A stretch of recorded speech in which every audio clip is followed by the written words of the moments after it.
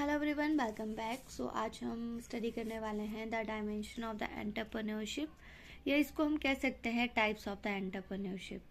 Entrepreneurship यानी कि उद्यमी ऐसा व्यक्ति होता है जो अपनी क्रिएटिविटी और इनोवेशन से एक व्यवसाय शुरू करता है, एक न्यू आइडिया या फिर अलग यूनिक वे से कुछ करने की कोशिश करता है। एंटरप्रेन्योरशिप कई प्रकार की होती है, जिसमें कि जो इम्पोर्टेंट वन है this is the intrapreneurship, technopreneurship, culture entrepreneurship, international entrepreneurship, netpreneurship and the ecopreneurship. So ये आपके डिफरेंट टाइप ऑफ डायमेंशंस हैं एंटरप्रेन्योरशिप के। तो वन बाय वन इसको हम स्टडी करेंगे। तो आज सिर्फ हम एक ही कॉन्सेप्ट को स्टडी करेंगे, दिस वन द एंटरप्रेन्योरशिप, यानी कि इंट्राप्रेन्योरशिप क्या होती है। देखिए, कोई भी एंटरप्रेन्योरशिप हम स्टार्ट करते हैं तो हम ये देखते हैं कि जो भी आइडिया हमारा बना है तो उसकी फैसिबिलिटी स्टडी क्या है। फैसिबिलिटी स्टडी का मतलब होता है कि उसकी प्रैक्टिकेबिलिटी क्या है, कि क्या वो धरातल पर आइडिया उतरने के लायक है कि नहीं है, क्या उस आइडिया से हम कोई बिजनेस कर सकते हैं कि नहीं कर सकते हैं, उसी को ही हम फैसिबिलिटी कहते हैं। सो एंटरप्रेन्योरशिप एक ऐसा प्रोसेस है जिसमें बहुत सी चीज़ों को हमें आइडेंटिफाई करना पड़ता है। लोग अलग अलग तरीके से अपने आइडिया को जनरेट करते हैं। कुछ आइडिया जो है टेक्नोलॉजी से रिलेटेड होता है, कुछ यूनिक आइडिया फाइनेंशियल स्ट्रैटेजी से रिलेटेड होगा, तो कुछ मार्केटिंग स्ट्रैटेजी से रिलेटेड होता है। तो इस तरह से एंटरप्रेन्योर्स बनते हैं। सो एंटरप्रेन्योर का जो काम होता है, उसका काम है रिसोर्सेज को भी देखना, बाकी चीज़ों को भी मैनेज करना। इसलिए एंटरप्रेन्योरशिप एक ऐसी आइडिया को जनरेट करता है जिसकी फैसिबिलिटी स्टडी होना बहुत ज़रूरी है, जिसका प्रैक्टिकल इम्प्लीमेंटेशन होना बहुत ज़रूरी है कि वो धरातल पे आइडिया चलेगा कि नहीं चलेगा। तो फैसिबिलिटी स्टडी करने के लिए हमें 5M को ध्यान में रखना पड़ता है। 5M में हमारे पास क्या है, तो first man, machine, money, method and the last one this is the material. ये स्किप हो गया था यहाँ से। सो हमें किसी काम को करने के लिए व्यक्तियों की ज़रूरत भी पड़ेगी, मशीन की ज़रूरत पड़ेगी, रॉ मटेरियल, पैसे, और साथ में किस तरह से उस उत्पादन करना है, किस तरह से उस प्रोडक्ट को बनाना है, उसकी भी ज़रूरत पड़ेगी। सो फर्स्ट वन हम लेते हैं, दिस इज द इंट्राप्रेन्योरशिप। अगर हम इंट्राप्रेन्योरशिप की बात करते हैं तो इंट्राप्रेन्योरशिप जो है वो आपका रिसेंट कॉन्सेप्ट है। हमारी कंपनी में डिफरेंट तरह के एम्प्लॉयज़ काम करते हैं, और कोई भी प्रॉब्लम होती है तो वो एम्प्लॉय उनको टैकल करने की कोशिश करते हैं, उसमें न्यू कुछ क्रिएट करने की कोशिश करते हैं। इंट्राप्रेन्योरशिप में जो एक वो एम्प्लॉय है जो इनिशिएटिव लेता है काम की कुछ प्रॉब्लम को सॉल्व करने के लिए, कुछ क्रिएटिव वे से कुछ नया करने के लिए। इंट्राप्रेन्योरशिप और की बात की जाए तो ऐसा व्यक्ति जिसमें डिफरेंट तरह की क्वालिटी होनी चाहिए। सिंपल वे में हम अगर कहें तो हम ये कह सकते हैं कि जो इंट्राप्रेन्योरशिप है, it is a employee of the organisation. वो एक एम्प्लॉय है, उसको सैलरी मिलती है, लेकिन उस सैलरी के थ्रू वो डिफरेंट आइडिया को जनरेट करता है, कुछ नए मेथड क्रिएट करता रहता है।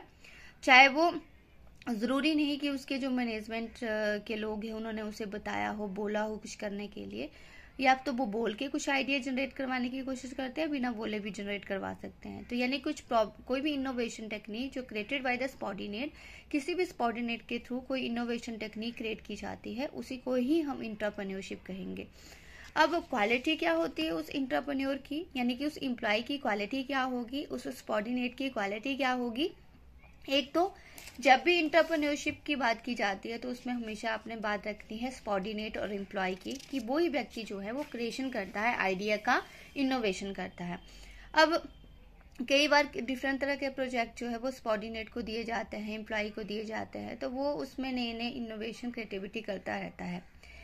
इंटरप्रेन्योर्स में क्वालिटी होना बहुत ज़रूरी है। फर्स्ट वन है कि जो भी उसे ऑब्जेक्टिव दिया गया है बिजनेस ऑर्गेनाइजेशन का, उसके प्रति उसका कंप्लीट नॉलेज और अंडरस्टैंडिंग होनी चाहिए, एंड उसे ये भी क्लियर होना चाहिए या फिर ये भी रिकॉग्नाइज्ड होना चाहिए कि वो क्या कर रहा है and how they can contribute for the objective. Business को ऑब्जेक्टिव के लिए वो किस तरह से कंट्रीब्यूट करेगा। इंटरप्रेन्योरशिप में उसको अवेयरनेस होनी चाहिए इकोनॉमिक एफिशिएंसी की, कि वो किस तरह से जो है वो अपनी एफिशिएंसी को अपने काम में डाल सकता है, अपनी जो योग्यता है वो काम में डाल सकता है।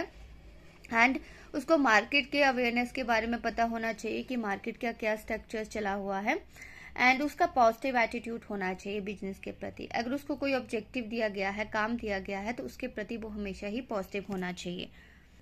अब बात करते हैं what is the difference between the entrepreneurship and the entrepreneurship. देखिए, दोनों ही शब्दों में बात करें तो एंटरप्रेन्योरशिप के अंडर आती है आपकी एंटरप्रेन्योरशिप, क्योंकि एंटरप्रेन्योरशिप कोई ऑनर उसको क्रिएट कर रहा होता है, मालिक क्रिएट कर रहा होता है, वो खुद एक ऑनर होता है, जबकि एंटरप्रेन्योरशिप एक खुद सबॉर्डिनेट है, एम्प्लॉय है।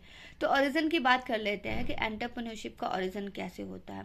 बात की जाए क्रिएटिव आइडिया से, जब कोई व्यक्ति कुछ न्यू आइडिया क्रिएट करता है जिसमें क्रिएटिविटी और इनोवेशन होता है, वो नए सिरे से कोई चीज़ का ओरिजिन कर रहा है, तो उस व्यक्ति को हम एंटरप्रेन्योर्स कहते हैं या फिर एंटरप्रेन्योरशिप का नाम दिया जाता है। लेकिन ऐसा कोई रूट जो आपके फॉर एग्जांपल किसी व्यक्ति ने कोई आइडिया जनरेट किया है, उसने खुद का बिजनेस सेटअप कर दिया है, लेकिन उसी ऑर्गेनाइजेशन के अंदर कोई एम्प्लॉय है, कुछ यूनिक कर रहा है, नया कर रहा है, तो उस एम्प्लॉय को हम एंटरप्रेन्योर कहेंगे, इंट्राप्रेन्योर कहेंगे। तो वो प्रोसेस जो है वो इंट्राप्रेन्योरशिप का होता है। तो हम कह सकते हैं कि जो एंटरप्रेन्योरशिप का रूट है आपका इंट्राप्रेन्योरशिप। एंटरप्रेन्योरशिप में अगर हम बात करें स्टेटस की, तो एंटरप्रेन्योरशिप में जो व्यक्ति होता है वो ऑनर होता है, मालिक होता है। उसी तरह से एंटरप्रेन्योरशिप में जो व्यक्ति होता है वो एम्प्लॉय होता है। इसलिए मालिक को ज़्यादा टेंशन रहती है बिजनेस को स्टार्ट करने के बारे में, बिजनेस को चलाने के बारे में, और जो एम्प्लॉय होता है उसको सिर्फ सैलरी से मतलब है, चाहे वो लॉस है उसकी भरपाई ऑनर करेगा, उसकी सैलरी उसको मिलती रहेगी। इसलिए जो भी नुकसान होता है ज़्यादातर वो एंटरप्रेन्योरशिप में ऑनर को फेयर करना पड़ता है। एंटरप्रेन्योरशिप में एम्प्लॉय को सैलरी मिल जाती है, तो इसलिए वो लॉस की ज़्यादा टेंशन उसे नहीं रहती है। एंटरप्रेन्योरशिप की अगर क्रिएटिविटी और इनोवेशन की बात की जाए तो वो एक वाइडली स्तर पे की जाती है, यानी कि हाई लेवल पे की जाती है इनोवेशन और क्रिएटिविटी। जबकि एंटरप्रेन्योरशिप में जो क्रिएटिविटी और इनोवेशन का पार्ट रहता है वो लिमिटेड तौर पे रहता है, कि ऐसा नहीं है कि उसको वाइडली तौर पे बहुत ज़्यादा इंस्ट्रूमेंट एक्सपेरिमेंट करने की ज़रूरत पड़ेगी। उसकी इनोवेशन या क्रिएटिविटी जो है वो एक लिमिटेड स्तर पर रहती है। एंटरप्रेन्योरशिप में डिसीजन जो है वो ऑनर लेता है, क्योंकि ऑनर ने खुद का आइडिया जनरेट किया है, तो कोई भी जो डिसीजन लिया जाएगा वो ऑनर का उसमें रहेगा। जबकि एंटरप्रेन्योरशिप में उसका खुद का कोई डिसीजन नहीं होता है अपने लेवल पे, वो जो भी डिसीजन होगा वो मालिक लेगा। एंटरप्रेन्योरशिप खुद ही मालिक है, तो इसलिए वो खुद अपना डिसीजन ले सकता है। रिस्क की बात करें तो एंटरप्रेन्योरशिप में हाई रिस्क रहता है, क्योंकि उसका आइडिया जनरेशन खुद का है, तो रिस्क बना रहता है कि आइडिया सक्सेसफुल होगा कि नहीं होगा। लेकिन एंटरप्रेन्योरशिप की बात की जाए तो इसमें जो है वो ज़्यादा रिस्क नहीं बना रहता है। तो ये मेन डिफरेंसेस है और काफ़ी एग्जाम में पूछा जाता है, what is the difference between the entrepreneurship and the entrepreneurship. अब बात करते हैं what is the main objective या नीड ऑफ द एंटरप्रेन्योरशिप। देखा जाए तो एंटरप्रेन्योरशिप सबॉर्डिनेट और एम्प्लॉय से रिलेटेड है। तो एक तरह से एम्प्लॉय और सबॉर्डिनेट को बढ़ावा मिल जाता है मोटिवेशन का, कि वो कुछ नया क्रिएट कर सके। तो जहाँ पे एंटरप्रेन्योरशिप होती है वहाँ पे ग्रोथ और डेवलपमेंट बनी रहती है व्यक्ति की। और बहुत सी ऐसी कंपनी है जो अपने एम्प्लॉय को डेवलप करना चाहती है, ग्रोथ करना चाहती है। तो एंटरप्रेन्योरशिप एक ऐसा प्लेटफॉर्म है जहाँ पे न्यू आइडिया जनरेट होते रहते हैं और व्यक्ति की भी ग्रोथ होती है। एंटरप्रेन्योरशिप की हेल्प से क्रिएटिविटी और इनोवेशन को बढ़ावा मिलता है। नई नई कंपनियों में नए नए आइडियाज आते रहते हैं, नए नए प्रोसेसिंग मेथड चले रहते हैं। तो इन्वायरमेंट के ऊपर भी इसका फर्क पड़ता है, व्यक्ति अपने एक्सपीरियंस और नॉलेज को शेयर करता रहता है। थर्ड वन है मोटिवेशन। सो एंटरप्रेन्योरशिप की वजह से एम्प्लॉइज़ को मोटिवेशन मिलती है कुछ, क्योंकि वो अपने आइडिया को अपने सीनियर के साथ डिस्कस कर सकते हैं। सबॉर्डिनेट अपने आप को फ्रीली फील करते हैं कि वो कोई भी मेथड में नया कुछ डाल सकते हैं, क्रिएटिव कर सकते हैं। स्टेबिलिटी बनी रहती है बिजनेस ऑर्गेनाइजेशन की, क्योंकि ऑनर और एम्प्लॉय के बीच एक ऐसा रिलेशन बन जाता है कि जो ऑनर है वो एम्प्लॉय को एनकरेज करता रहता है इनोवेशन और क्रिएटिव आइडिया करने के लिए। तो बिजनेस इकोनॉमिक स्टेबिलिटी बनी रहती है। इन्वेस्टर भी बिल्कुल बिलीव के साथ जो है वो वहाँ पे अपना पैसा लगाते हैं उस प्रोजेक्ट के ऊपर। Sharing the resources. So entrepreneurship need access to upper management to share their ideas. So यहाँ पे क्या होता है कि जो एम्प्लॉय है वो टॉप लेवल मैनेजमेंट में अपने आइडियाज़ को शेयर करता है कि वो इस तरह से कुछ नया कुछ हो सकता है, जिसकी वजह से क्या होता है वो अपने आइडियाज़ को वो शेयर कर सकते हैं। एम्प्लॉय जो है वो फ्रीली अपने आइडियाज़ को टॉप लेवल मैनेजमेंट पर शेयर कर सकता है। लीडरशिप की क्वालिटी जनरेट होती है। सो एंटरप्रेन्योरशिप की वजह से जो है वो एक ऐसा बिहेवियर बन जाता है डिफरेंट एम्प्लॉयज़ के बीच की, वो एक तो वो मोटिवेशन और एस्पिरेशंस की वजह से जो है उसमें इस तरह की क्वालिटी जनरेट हो जाती है कि वो इस तरह के प्रोजेक्ट, जो स्मॉल लेवल के प्रोजेक्ट हैं, वो काफ़ी इजीली हैंडल कर लेता है एम्प्लॉय। अगर चेंज की बात करें तो एंटरप्रेन्योर लीडर जो है वो एक चेंज लेके आता है, नया चेंज होता है, मे बी वो नए आइडिया की वजह से हो, ओवरऑल देखा जाए वो किसी भी मॉडल की वजह से चेंज हो सकता है।